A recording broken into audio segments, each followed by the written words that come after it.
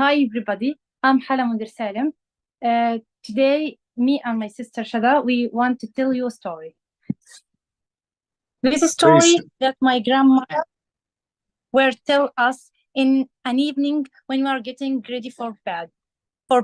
It's called Sand and Stone.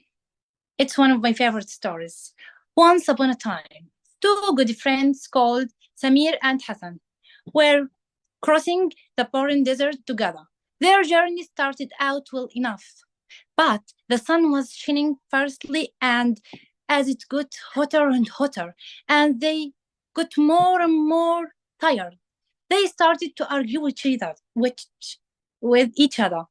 At first, it was just a small disagreement, but as they continued, they got more and more irritated by the other.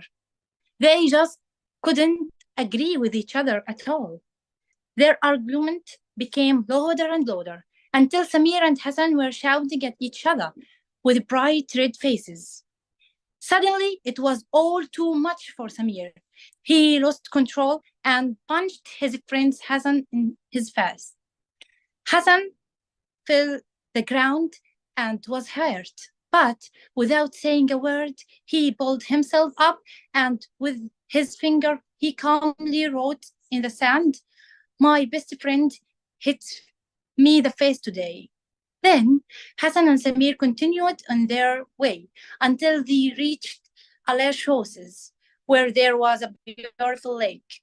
They were so hot and in need of cooling off, so they decided to bathe in the lake. Samir, the friend who had stuck Hassan, got in the water and had a lovely time. But Hassan got into trouble in the lake, as he wasn't a strong swimmer, and he had not realized how deep it was. He struggled to keep his head above the water, but couldn't manage this. He couldn't breathe and started to sink deeper and deeper into the lake. He thought that he was going to die, but just before he almost drowned, his friend Samir swam over to him, dived down deep into the water, where he saw his friend begin to drown. Using all his strength, Samir managed to pull Hassan up to the surface. Samir saved Hassan.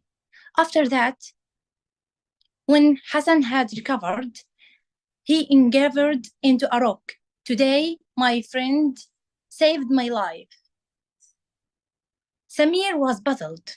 "After I hit you, you rolled in the sand. My best friend just hit me. And now I pulled you out of the water you have encountered. Today, my friend saved my life in the rock. So why did you do that? Surely it's easier to write it in the sand, my friend, like you did before." Hassan replied, "When someone hurts us, we have to write it in the sand. Let the wind come and bring forgiveness, because as the wind blows it away and the writing disappears. But when someone does use a favor, helps us, or even saves our life, then we must engrave that in the stone so that it will always remain. Let us learn to write our pain, anger, and sadness in the sand, and engrave kindness and all that is good in stone." It said, "We need a minute to find a special person, an hour to appreciate him or her, and a day to love him or her. But we need all the days of our life to forget him or her."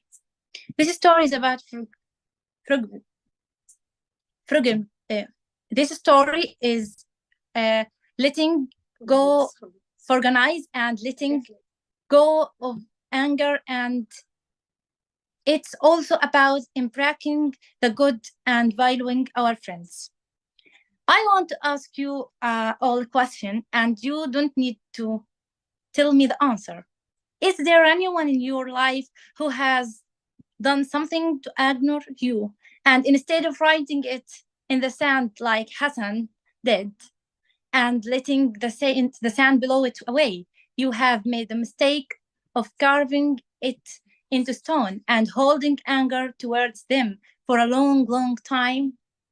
Perhaps now you have heard my grandmother's story, then you may consider it may be the time to write it in the sand instead and let the winds blow away the thing you wrote down. We all have a choice as to how we live our life.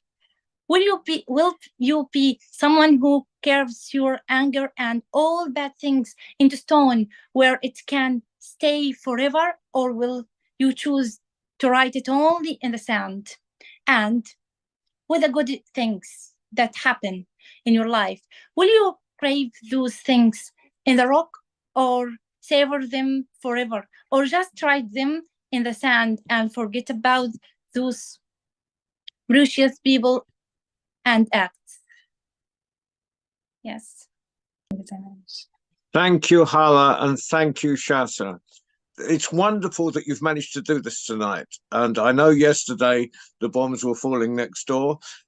But more than that, Shatha, in the summer became second in the whole of Palestine in her science exams, and has been accepted into a university in Egypt if she can get there. I think one huge round of applause for the sisters. Fantastic. Thank you. Now, John, can I just say something quickly? Hala and Shatha, it's David Heathfield here.